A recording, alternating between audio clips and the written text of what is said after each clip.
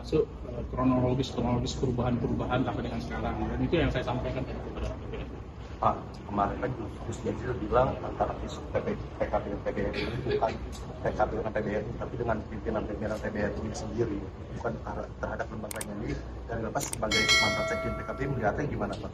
Apakah emang terhadap pimpinannya atau terhadap lembaga? Tadi saya masih ingatkan ya, dokumen-dokumennya saya serahkan kepada PBNU tentang sejarah PKB, ya, bagaimana PKB itu terbentuk secara resmi oleh PBNU, kemudian bagaimana PKB itu keputusannya oleh PBNU itu adalah keputusan formal. Kemudian saya juga jelaskan berdasarkan undang-undang partai politik, karena saya 5 tahun jadi wakil ketua DPR, wakil ketua Komisi 2, saya paham ketika membentuk partai, undang-undang partai politik, undang-undang nomor 2 tahun 2011, saya katakan bahwa antara PBNU dan DPP PKB itu dua institusi yang berbeda. Ya, walaupun ada hubungan historis yang kuat gitu ya, sehingga kemudian yang bisa dilakukan oleh PBNU adalah memberikan dukungan moral sekuat-kuatnya ya, kepada PKB itu untuk menjadi sebuah partai yang besar, partai yang dicintai oleh Nahdliyin, kira seperti itu. Itu yang saya sampaikan. Pas selama jadi sekjen kemarin Pak, laporan keuangan di era Bapak itu terbuka nggak sih Pak? Kalau sekarang kan kata Bapak tertutup ya.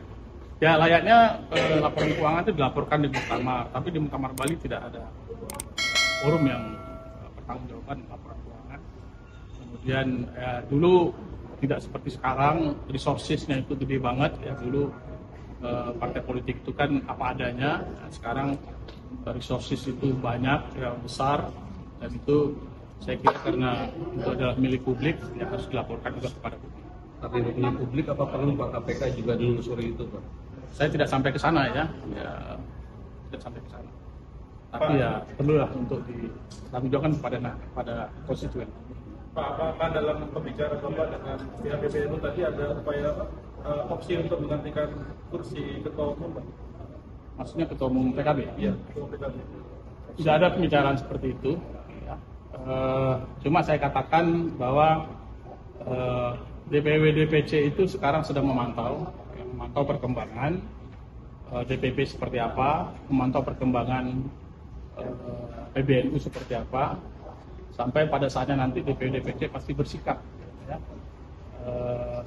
Kepemimpinan PKB itu apakah perlu dipertahankan atau diganti. Tapi saya katakan kepada PBNU tadi, pada tim, bahwa Caimin ini terlalu lama memimpin, sudah 19 tahun, hampir 20 tahun memimpin PKB. Pak, berarti ada opsi untuk muktamar luar biasa PKB gitu pada antara DPW dan DPC-nya? PKB tandingan. Kalau muktamar luar biasa PKB tidak ada ya, karena di ADART Bali itu menghapus muktamar luar biasa. Jadi yang ada hanya muktamar biasa aja lagi. Jadi banyak yang dihapus di ADART Muktamar Bali itu, muktamar luar biasa dihapus, kewenangan Dewan Suro dihapus, banyak yang dihapus. Itu upaya untuk melanggengkan kekuasaan Caimin gitu ya Pak ya?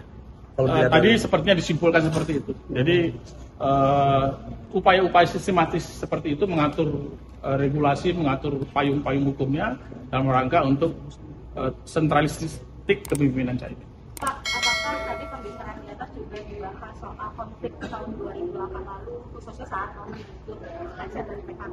Oh ya, saya diminta penjelasan ya, terutama oleh Pak Ihsan Abdullah seperti apa sebenarnya ada dualisme Muktamar pada saat itu Ancol versus Parung, dan apa yang terjadi ya saya jelaskan apa adanya.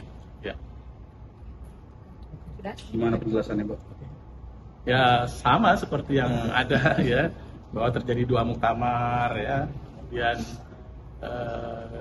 kami waktu itu dipecat oleh Gus Dur, saya bilang ya, saya sebagai sekjen dipecat, kemudian beberapa ketua DPP yang lain juga dipecat oleh Gus Dur, tapi kemudian fungsionaris aktivis PKI waktu itu bersepakat